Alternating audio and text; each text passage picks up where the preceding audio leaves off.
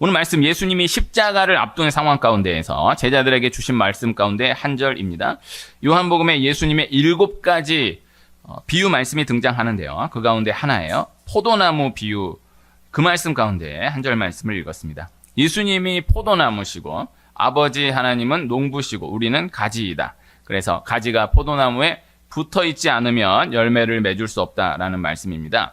그리고 한 걸음 더 나아가서 직접적으로 너희가 내 안에 거하고 내 말이 너희 안에 거하면 무엇이든지 원하는 대로 구하라. 그리하면 이루리라. 붙어있는 비유로 말씀하셨지만은 하나로의 의미를 담아서 다시 말씀해 주신 말씀이에요. 요한복음 15장 포도나무 비유 말씀 한 구간으로도 참 많은 요절들이 담겨져 있고요. 또 그 각각을 따로 묵상하며 주시는 말씀들이 또 다 다른데 그 가운데 7절 말씀을 함께 읽은 것입니다. 요한복음 15장 예수님이 십자가를 지신 그 주간, 고난주간이라고 이야기하는 그 주간의 말씀이에요. 예수님의 공생애가 이제 다 해가는데 이제 곧 십자가를 지시게 되는데 그러나 아직 제자들은 예수님의 이 말씀을 이해하지 못하고 있는 그런 상황이에요. 예수님도 그것을 알고 계신 그런 상황입니다. 그러나 이제 곧 십자가를 지시고 죽으시고 부활하신 이후에 성령이 임한 이후 제자들이 결국 이 모든 말씀을 다 깨닫게 되기에 또 예수님이 그것을 알고 계셨기 때문에 한 말씀 한 말씀을 전심을 다해서 허락해 주셨던 것입니다. 모든 성경 말씀이 결국 어떤 말씀을 근거하여도 결국 다 하나로 통한다라는 구조로 생각해 보았을 때에 오늘 함께 읽은 요한복음 15장 7절 한 절 말씀도 참 귀한 말씀이라 이렇게 생각해 볼 수가 있을 거예요. 그래서 말씀을 대할 때에 말씀이 주시는 그 말씀이 다 귀하지만 전체 구간 가운데에서 이 한 말씀이 성경 전체에서 무엇을 말씀하시는가 이것을 생각하며 대해야 본 말씀을 놓치지 않아요. 오늘 함께 읽은 요한복음 15장 7절 한 절 말씀도 이 상황 가운데 한 말씀이지만 성경 전체 가운데에 요한복음 15장 7절 이 한 절 말씀이 어떠한 말씀을 말씀하고 있는가 이 관점에서 오늘 한 말씀 생각해 보고자 하는 것입니다. 요한복음 15장의 비유 말씀 안에서 다 한 절 한 절이 귀하지만은 그래도 한 절을 꼽는다라고 한다면은 가장 중요한 한 절을 꼽는다라고 한다면은 그래도 5절을 꼽을 수가 있을 거예요. 오늘 5절을 읽지 않았지만요. 5절을 제가 읽어보면요. 나는 포도나무여 너희는 가지라. 그가 내 안에 내가 그 안에 거하면 사람이 열매를 많이 맺나니 나를 떠나서는 너희가 아무것도 할 수 없음이라. 요 5절이 더 대표되는 말씀이다. 이렇게 생각해 볼 수가 있겠는데 그러나 오늘은 7절 말씀을 읽었어요. 더 직접적인 적용적으로 확장해서 주신 말씀 또 적극적인 의미로도 생각해 볼 수 있고 또 어떤 구체적인 질문이 주어졌을 때 더 직접적인 해답으로서의 말씀으로도 생각해 볼 수 있는 말씀이 요한복음 15장 7절이라고 할 수 있을 것 같아요. 7절 말씀을 제가 한번 다시 읽으면요. 너희가 내 안에 거하고 내 말이 너희 안에 거하면 무엇이든지 원하는 대로 구하라. 그리하면 이루리라. 그래서 5절 말씀이나 7절 말씀이나 결국 같은 말씀인 것 같은 말씀이에요. 그러나 더 적극적인 의미, 또 직접적 의미, 또 적용적인 확장으로서의 의미 이렇게 7절 말씀을 생각해 볼 수가 있겠습니다. 오늘 이 요한복음 15장 7절 한 절 말씀이 우리 각각에게 또 한번 심겨지는 그런 은혜가 있기를 바라는 마음입니다. 사람과 사람이 만나면 또 무엇이든지 어떤 분야이든 어떤 한 가지 일을 시작하게 되면 맞춰가는 과정이 필요한 것이죠. 그리고 또 분명 어느 순간 맞아 들어가는 그러한 때를 경험하게 될 수가 있는 거죠. 야구에서 투수와 포수가 참 중요하죠. 야구 9명 선수들이 다 중요하지만은 이 투수와 포수가 이 호흡이 잘 맞아야 하는 거예요. 이 투수와 포수를 배터리라고 하는데 이 둘이가 잘 맞아야 돼요. 뭐 다 잘 맞아야죠. 9명 다 잘 맞아야 되지만 일단 이 둘이가 잘 맞아야 돼요. 그런데 두 사람이 계속 함께 훈련을 하다 보면 이렇게 맞아 들어가는 때가 있다라는 거예요. 그래서 이 투수도 그 포수하고 더 이렇게 맞는 포수가 있고 그 포수도 그 투수가 딱 서면 이렇게 뭐 일일이 말하지 않아도 이렇게 이 둘만이 아는 그런 호흡이 있는 그런 경우가 많다라는 거예요. 그리고 또 그렇게 또 잘 맞는 가운데에서도 또 한 경기 안에서 또 완전히 몰입되어서 더 맞아 들어가는 그러한 구간이 있다라는 거예요. 그래서 둘이가 맞아가는 그 과정이 귀하고 또 이미 둘이가 잘 맞아 있는 상황이어도 한 게임 안에서 1회부터 9회다라고 했을 때 또 완전히 몰입이 되어서 탁 맞아 들어가는 그런 때가 있다라는 거예요. 이 때가 참 귀하다라는 거예요. 그래서 투수와 포수 이게 참 야구 잘 몰라도 그 둘이 이렇게 보면 이렇게 애틋한 마음이 들 때가 있지 않습니까? 저는 그렇더라고요. 이렇게 둘이 보면은 투수하고 포수하고 너무 아름답잖아. 야구는 참 아름다운 스포츠다.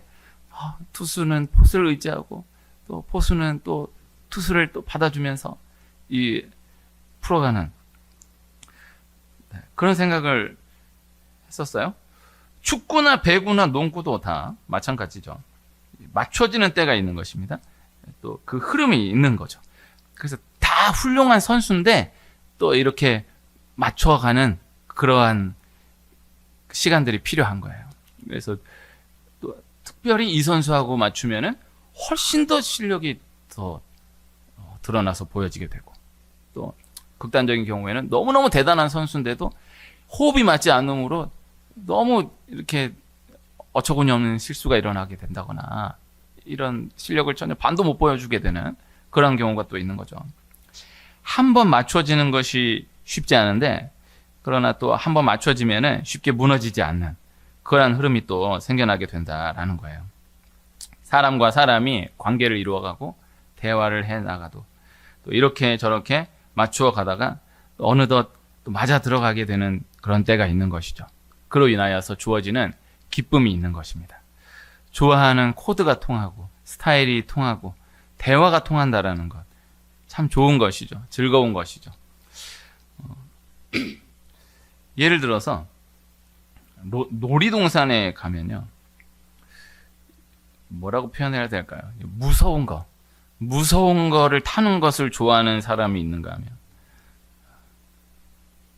그저 그냥 놀이동산 그 분위기를 또 좋아하는 사람이 또 있는 거예요. 저는 이제 그게 이해가 안 되었었던 사람인데 그럴 거면 놀이동산에 왜 가나?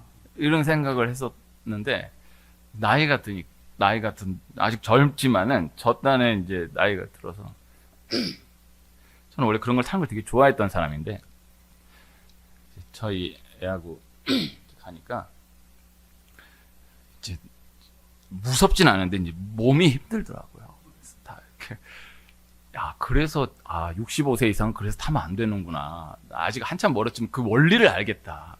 이게 느껴지더라고요. 그래서 막 이런 무서운 거 타면 막 하고 타지 않습니까? 그래서 저는 아이고 이렇게 타게 됐어요. 내가 너무 참 슬프다. 그래서 요사 이렇게 애를 늦게 낳고 그러면 얘네들은 이런 걸 타고 부모들 얼마나 힘들까. 나 이런 생각을 했어요.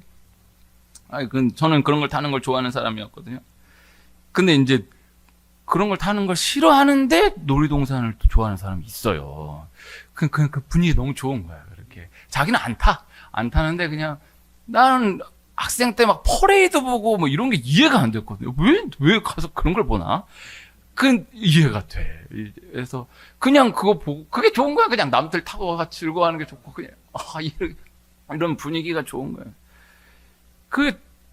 근데 이제 그런 사람이 같이 가면 무서운 거 타는 거 좋아하는 사람은 분위기 좋아서 온 사람이 답답하고 이해가 안 되고 또 분위기가 좋아서 온 사람은 무서운 거 타는 거 좋아하는 사람이 억지로 같이 타자고 하면 그거보다 잔인한 게 없는 거예요.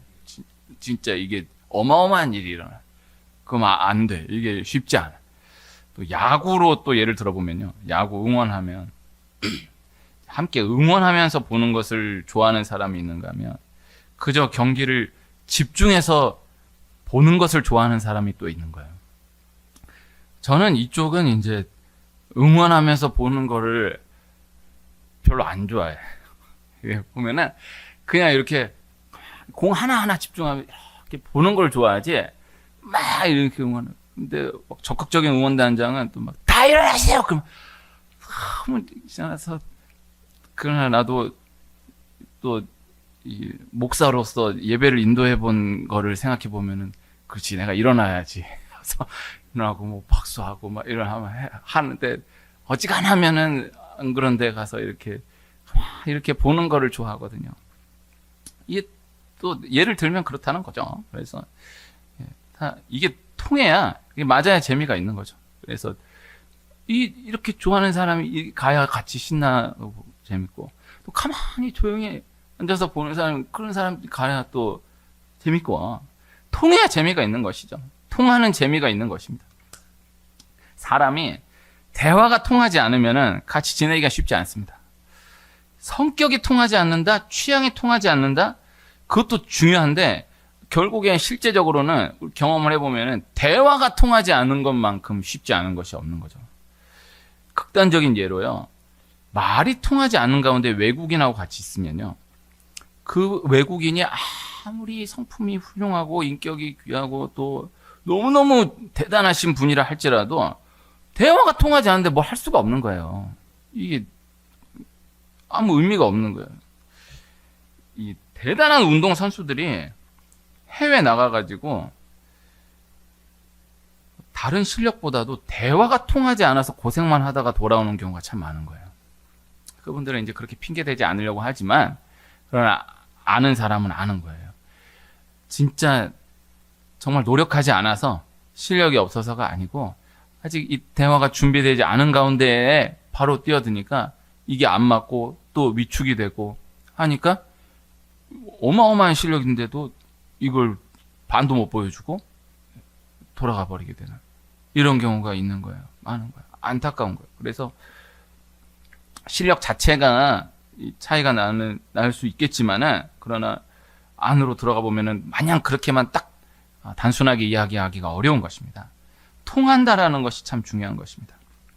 한 천재분을 인터뷰한 기사를 예전에 본 적이 있는데 참 남아 있는 게 있습니다. 천재예요. 아주 공인된 천재인데 그렇게 얘기하시더라고요. 본인은 사람을 만날 때 아직 결혼하기 전이었으니까 뭐 그런 이상형 이런 얘기까지 포함해서 사람을 만날 때 그 사람의 성품이나 인격이나 다 중요하지만은 이렇게 얘기하시더라고요. 저는 그냥 솔직하게 이야기하면 저는 똑똑한 사람을 만나고 싶습니다. 똑똑한 사람이 좋습니다. 그러면서 그 이유가 대화가 통해야 살기 때문이다라는 거예요. 저는 그 이야기가 나쁘게 생각되지 않았어요. 나는 천재가 아니니까 모르지만은 진짜 그러겠다. 진짜 그러겠다. 이걸 기억해야 되거든요. 그는 정말 통하는 사람하고 지내고 싶은 거예요. 함께 계속해서 함께 한다라고 하면은 계속 자기가 맞춰주는 걸로만은 이게 해결되지가 않는 거죠. 대화가 통해야 되는 거예요. 그러니까 성품이나 인격은 그 사람한테는 그 다음일 수 있는 거예요. 진짜. 일단 말이 통해야 되니까. 이거 원리로 생각해보면 그렇지 않겠어요? 일단 대화가 돼야 사람이 살지. 아무리 성품이 좋고 인격이 좋은 시작 자체가 되질 않는데. 이 큰 거예요. 중요한 거예요. 통하는 것이 가장 중요하다라는 그 생각에 저는 천재가 아니어도 그 생각에는 동의가 되는 것입니다. 그러나 이제 다른 것이 다 통해도 좋아하는 것이 통하고 대화가 통해도 결국 영적인 것이 통하는 것만큼 귀한 것이 없다. 근원적인 것이 없다라는 것입니다. 그래서 처음에는요 이렇게 저렇게 조금씩 맞춰갈 수 있지만요 결국 영적인 것이 맞추어져야 하는 구간이 오기 마련이고 영적인 것이 통하지 않으면요 다른 모든 것들이 다 통해도 결국 아무 의미가 없어져 버린다라는 것을 경험하게 되는 때가 오는 거예요. 반대로 다른 모든 것은 이렇게 저렇게 어긋나고 안 맞고 부딪히고 해도 영적인 것이 통하면요 영적인 것만 딱 통하기 시작하면 다른 모든 것이 실제적으로 만회가 되고 또 영적인 것 하나 통함으로 다른 모든 것들 역시도 신기하게 결국 통하게 되는 것을 경험하게 될 수 있다라는 것입니다. 이것이 오늘 말씀이에요. 영이 통하는 사람과 함께 한다라는 것, 영이 통하는 사람과 함께 이야기를 나눈다라는 것, 영이 통하는 사람과 함께 예배한다라는 것, 그 이상의 기쁨이 없는 것입니다. 이것은 어려운 이야기가 아닌 거예요. 영이 통하는 사람과 함께 한다. 그래서 영이 통하면 꼭 대화 안 해도 돼.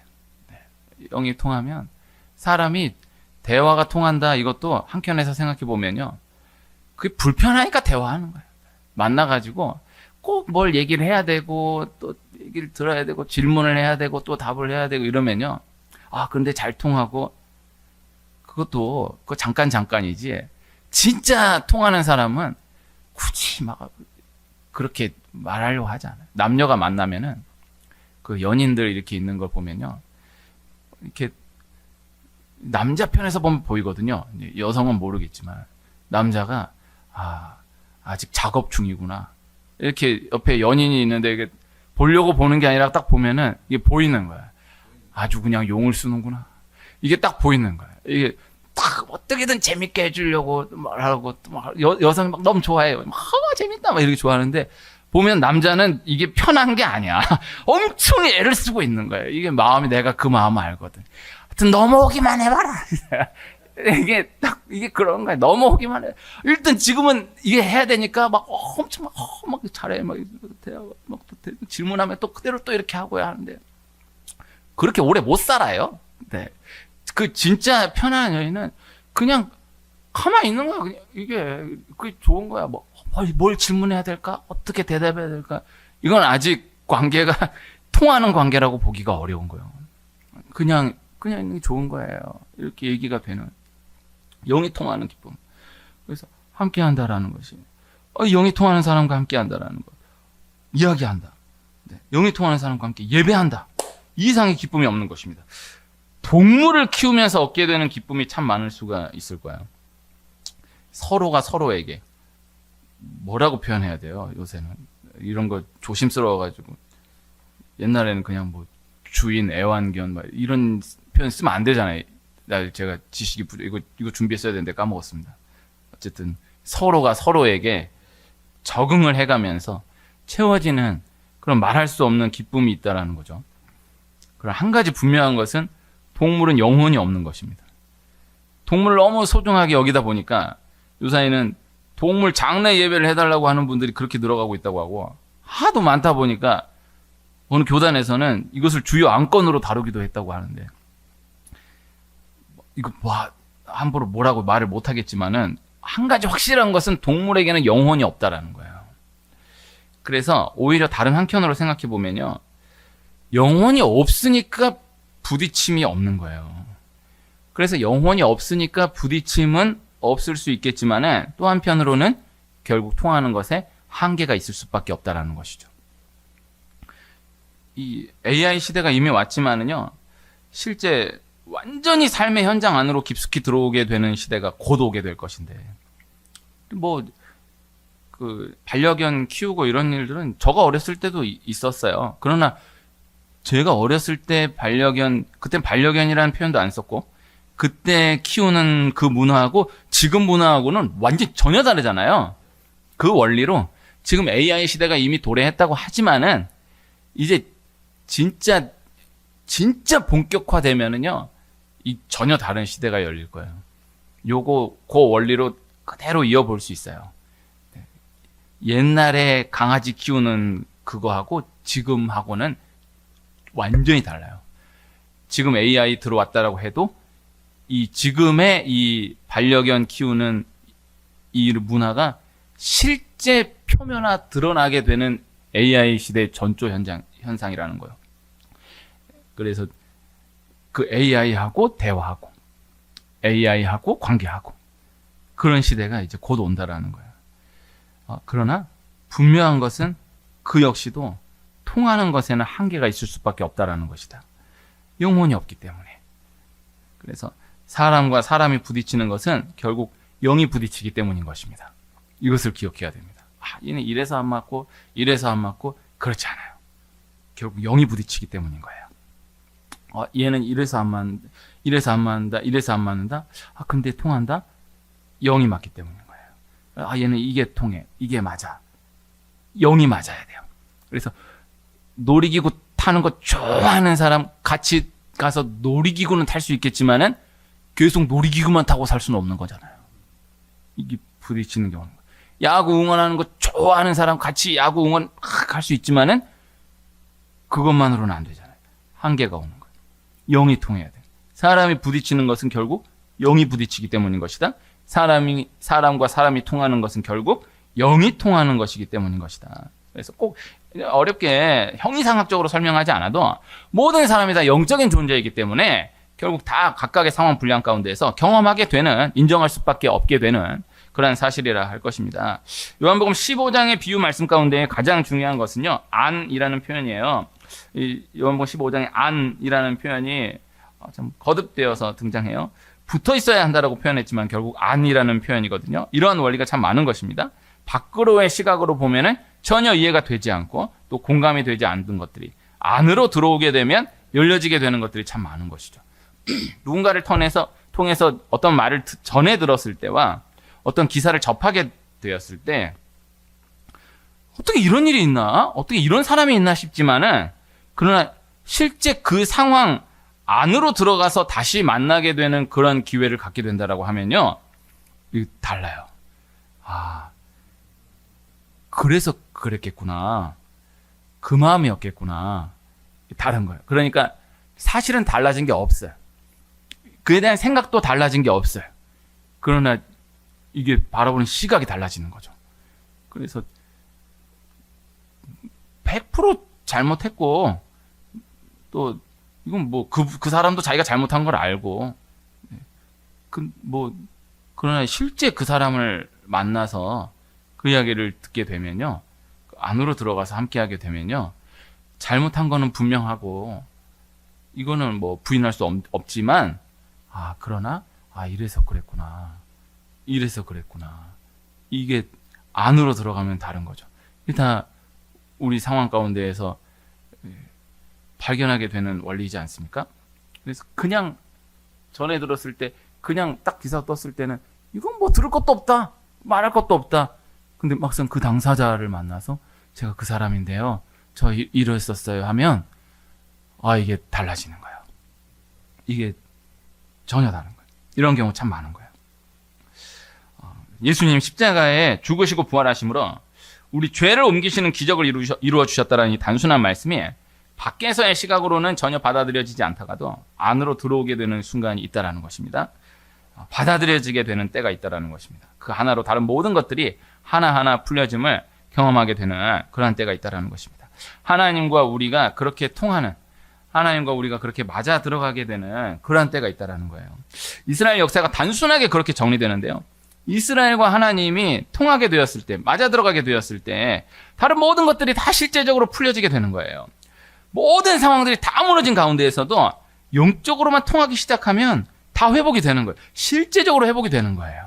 반대로 모든 상황들이 안 좋을 것이 없는 너무나 좋은 상황인, 아무 문제가 없는 그런 상황인데 영적인 것이 어긋나기 시작하면 다 무너지기 시작하는 거예요. 실제적으로 다 무너지게 되는 거예요. 요사이는 디지털 이후에 이런 경험을 하기가 어렵지만은, 예전에 라디오 같은 경우는, 텔레비전은 옛날 텔레비전 이렇게 채널을 탁탁탁탁 돌렸지만은, 라디오는 이제 이렇게 동그란 이런 튜닝하는 걸로 이렇게 굴려가지고 이렇게 주파수를 맞추지 않습니까? 이제 그 느낌이 살아있어요. 이제 요새 그런 라디오를 이제 만날 수가 없지만은, 이렇게 하다 보면요, 계속 지지지지 가다가 딱 그 맞아 들어가는 그때가 있거든요. 근데 그 디지털은 이제 달라요. 지금은 뭐 그냥 뭐 이렇게 맞았지만은 아주 미세하게 이렇게 해서 딱 맞아 들어가는 소리가 깨끗하게 나오기 시작하는 그때가 있어요. 그 느낌이 있는 거예요. 그 짜릿함이. 그 하나님과 우리가 그렇게 맞아 들어가는 때가 있다라는 거예요. 입체 영화 같은 게 있어요. 이거 그냥 보면은 흐릿하고 뭔지 모르는 화면인데, 그 입체 안경을 딱 쓰고 보면은 흐트러졌던 그림들이 딱 모아지면서 입체로 새로운 세계가 열려지게 되는 거예요. 근데 이렇게 보면은 아무것도 없어. 이게 뭔지 몰라요. 근데 딱 안경을 쓰면은 탁 맞아 들어가는 거예요. 이게 새로운 세계가 열려지게 되는 거예요. 어떤 새로운 작업을 한 게 아니잖아요. 어떤 새로운 노동을 한 게 아닌데 그 안경 딱 통하여서 이미 주어졌던 이미 화면은 준비되어 있었거든요. 주어져 있었거든요. 이미 주어졌던 것들이 새롭게 열려지게 되는 것이다. 그 패역한 시대에 노아 한 사람이 하나님과 맞아 들어가는 거예요. 아브라함 한 사람이 하나님과 맞추어지게 되면서 새로운 역사가 시작되게 되는 거예요. 야곱이 다시 베델로 올라가면서 그렇게 하나님과 맞추어지면서 이미 주어졌던 20년 전에 이미 주어졌던 축복이 실제로 현실화되기 시작하는 거예요. 이스라엘 전체 역사에 하나님과 가장 맞았던, 하나님과 가장 행복했던 이방의 편에서 보면 가장 무시무시했던 때가 여호수아 15년 기간이에요. 두려울 것이 없는 거예요. 거칠 것이 없는 거예요. 하나님과 완전히 하나 돼가지고 쭉 나가는 그 전무후무한 시대예요. 그 이후에 다시 그런 역사가 도래하잖아요. 다윗의 시대 때에도 히스기야 시대 때에도 여호수아 15년 시대를 회복하지는 못해요. 완전히 하나 되어서 딱 전진되는 시대거든요. 이 원리는 성경 전체에 이어지는 원리인 것입니다. 나라를 잃어버린 이후에도 다니엘 한 사람이 이방 바벨론 땅에서 하나님과 딱 통하게 되면서 맞춰지게 되면서 그 전체 바벨론 제국 전체의 역사의 키를 혼자 움직여 쥐고 끌어가는 거예요. 아니, 이미 망한 나라의 포로인데 바벨론 제국은 세계 역사의 대제국으로 지금도 역사에 남아있는데, 그런데 그 포로 그 하나가 하나님과 맞아 들어가면서 전체 제국의 키를 잡고 운영해 가는 거예요. 바울 한 사람이 하나님과의 관계에 딱 끼어 있으므로 한 사람이 결국 세계 전체를 바꿔 놓는 것이죠. 이 원리의 가장 대표적인 사람은 다윗일 거예요. 사도행전 13장 22절에 예전 성경으로는 내 마음에 합한 사람이라고 되어 있고 개정 성경으로는 내 마음에 맞는 사람이라고 되어 있는데, 다윗 한 사람이 하나님과 합하여짐으로, 하나님과 맞아짐으로 이스라엘 전체의 기준이 되는, 훗날 도래하게 되는 메시아 왕국의 기준이 되는 그러한 시대를 맞이하게 되었다는 것입니다. 요새 새벽에 사무엘서를 나누고 있거든요. 어제 사울을 주인공으로 보여지는 주인공으로 한 15장에 어제 맞춰졌어요. 내일 이제 16장 들어가거든요. 다윗이 기름 부음 받게 되는 거예요. 그 원리가 열려지게 되는 거예요. 사울 말씀이 너무너무 귀하고 묵상할 것들이 참 많은데, 한계는 사울은 그렇게 하면 안 된다라는 사람이에요. 사울을 통해서는 반면교사로서의 은혜가 있지만은 이 쉽지가 않아요. 그거 아니다라는 거거든요. 다윗 말씀이 열리기 시작하면 이 말씀을 훨씬 쉬운 거예요. 적용하기가 훨씬 쉽고, 말씀을 준비하는 사람도 다윗 말씀이 훨씬 더 준비하고 나누기 쉬운 거예요. 왜? 그대로 이렇게 하면 된다니까. 정면교사니까. 하나님과 이렇게 맞추어졌다라는 거니까. 이래서 안 맞았다, 이래서 안 맞았다라는 말은요, 너무너무 많아. 할 게 너무 많아. 왜 이 사람하고는 이래서 안 맞지? 왜 이 사람하고는 이 부분이 안 맞아? 이 일은 이게 안 맞아서 안 됐어. 이번 거는 이게 안 맞아서 안 돼. 이거는 할 얘기가 너무너무 많아. 그러나 배워야 될 게 너무 많지만 그렇다고 해답이 주어지는 건 아닌데, 그런데 이 사람은 이것이 맞아서 됐어. 이 일은 이렇게 맞아 들어가서 된 거야. 이건 깔끔한 거예요. 다윗이에요. 다윗을 공부하면 재미있어요. 단순해요. 이렇게 맞았구나. 하나님과 이렇게 통했구나. 그러니까 이렇게 열리는구나. 하나님 그러니까 이렇게 회복시키시는구나. 말씀이 단순해지는 것이죠.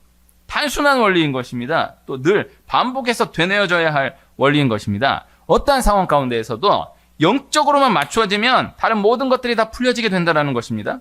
또 이 하나가 지속됨으로 주어진 모든 복을 계속해서 지켜가는 싸움에 승리해낼 수 있다는 거예요. 두 가지예요. 그래서 완전히 무너진, 완전히 흐트러진 그 가운데에서도 영적인 것만 통하면, 영적인 것만 맞아 들어가게 되면, 맞추어지게 되면 다 회복된다. 그리고 회복된 그것, 회복됐으니까 끝났다. 그렇지 않아요. 계속해서 요거 맞춰가야 되거든요. 이걸 싸움해 나가야 되거든요. 아까 라디오 예를 들었지만은 그거 제가 이번에 이번 주 고생을 좀 했거든요. 사람이 없으니까는 참 이걸 그 밤에 그때가 목요일 밤에 그렇게 해가지고 어렵게 해가지고 맞춰놨어요. 맞춰놨거든요. 목요일 밤에 맞춰놓고 금요일 날 새벽에 평소보다 더 일찍 와가지고 딱 맞춰놨어요. 딱 맞춰놨거든요. 딱 맞춰놓고 준비하는데 세상에 새벽 예배 10분 전에 이게 나가버린 거야. 야, 이 기가 막 나 이런 거 보면은 얘가 살아있나 싶을 때가 많아. 진짜 이게 나 교회를 하면서 나 이게 얘가 나를 아나. 이런 게 참 되게 유치한데 나는 진짜 그런 경험이 많고 살아있는 것 같은 거 이런 게 이런 마이크 이런 기계들이 꼭 나 약 올리려고 그러는 거 이게 진짜 이거 믿거나 말거나 안 돼가지고 사람을 불렀어요. 그 사람이 오니까 또 돼. 야, 이게 분명히 안 됐는데 갔네. 그 사람 가니까 또 안 돼. 이런 게 너무 많은 거야. 이게 나 너무 진짜 너 살아있니? 너 뭐니? 이런 경험 많거든요. 근데 세상 안 됐으면은 고전 안 돼. 어떻게든 했을 텐데 예배 직전에 딱 나가버리니까 별 수가 없는. 그래갖고 한 번도 나 그렇게 한 적이 없는데 그날 화면 못 보고 예배 드렸어요. 그래 그 다음 날 또 다시 불러갖고 지금 하나 맞춰놓은 거예요. 이게 뭘 얘기하려고 그랬냐면은 나 영적으로 맞았다. 안 끝난다니까. 그 라디오 주파수도 내가 이렇게 딱 맞춰놨잖아. 분명히 맞춰놨거든. 근데 그 다음날 틀면 또 찌직대. 신기한 거야. 이걸 또 맞춰. 왜 악기 하는 분들 나 잘 모르지만은 다 맞잖아. 이렇게 첼로, 바이올린, 피아노 땅띵 해서 찌리리리리 이렇게 다 맞추잖아요. 분명히 맞춰놓은 거거든요. 근데 본 공연하기 전에 딱 연주 시작하기 전에 바로 몇 분 전에 맞췄을 텐데 다시 맞춰. 그래서 띵하고 띵하고 다시 맞춰. 그리고 연주 들어가요. 영적 원리예요. 나 영적으로 맞춰졌어. 그렇지 않아. 계속 맞춰요. 계속 맞춰줘야 돼. 이걸 그래야 지속해 갈 수가 있어요. 그래서 흐트러진 가운데 영적인 것 하나가 다시 잡혀지므로 또다시 실제적인 회복을 누리고 또 지켜져 가고 있는 가운데서 또다시 영적인 하나가 되뇌어짐으로 지속해가는 축복을 증거받는 이어가는 은혜가 있기를 축원합니다.